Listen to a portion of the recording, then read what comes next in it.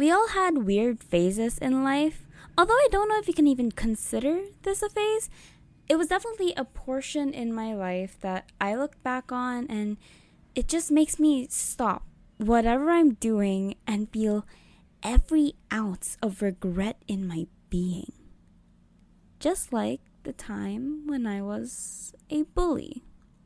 My bully phase happened around first grade to fourth grade, but even then, I barely remember the majority of what I did there, which I don't know if it's a good thing or a bad thing, but there were some pretty embarrassing and even shameful memories that stuck with me. I did the typical bully acts like name calling, teasing, making fun of them, and even slight hitting. Not to say you can't do that with your friends, the teasing and all, but with your friends, you both have that mutual understanding that it's all in good fun. And if it does go a bit too far, they would apologize for it. Unless they don't, then that's no friend. One of the moments I remember was back in first grade. My teacher had to step out of class for a bit and gave me the responsibility to write down the names of the students who were being rowdy. And let me just say, if you guys did the standing and noisy board, I know that you know how powerful it feels to write on it as a middle schooler, which kind of gave me a superior feeling and allowed me to target the kids I would always pick on.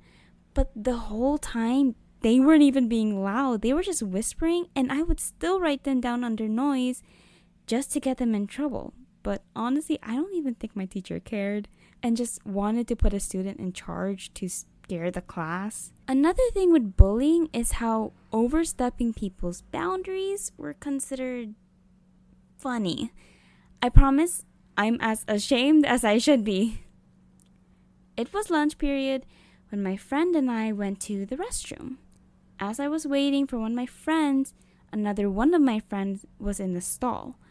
And like the ass I was, I decided to open their stall while they were doing their business. At my school, we had these plastic cards that act as money that you get by trading the exact amount of money you need.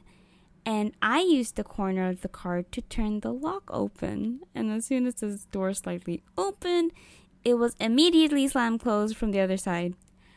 I was laughing, and as soon as she finished, she ran out of the restroom immediately. As I was walking back to the classroom, I saw she had a hurt expression on her face.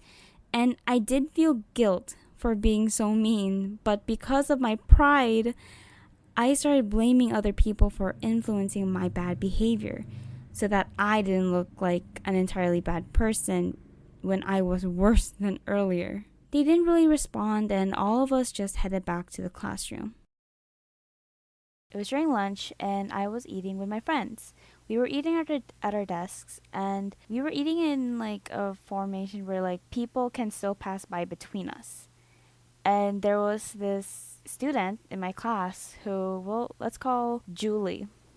And Julie was considered a weird girl in class. And as we were eating, Julie was going to walk between me and my friends to get to her desk.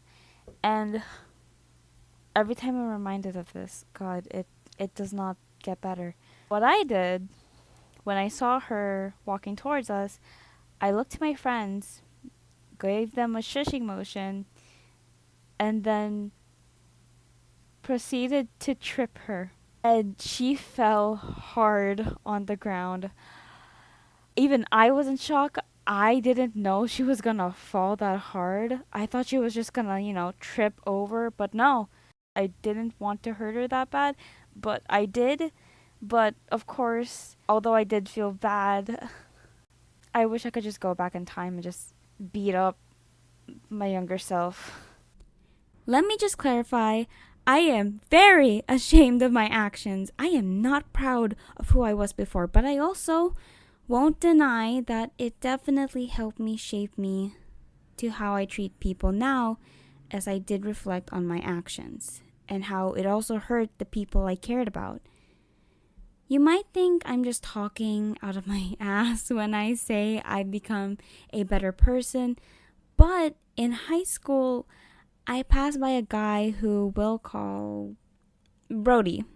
And when I saw him, I just greeted him with a nice, "Hey, Brody."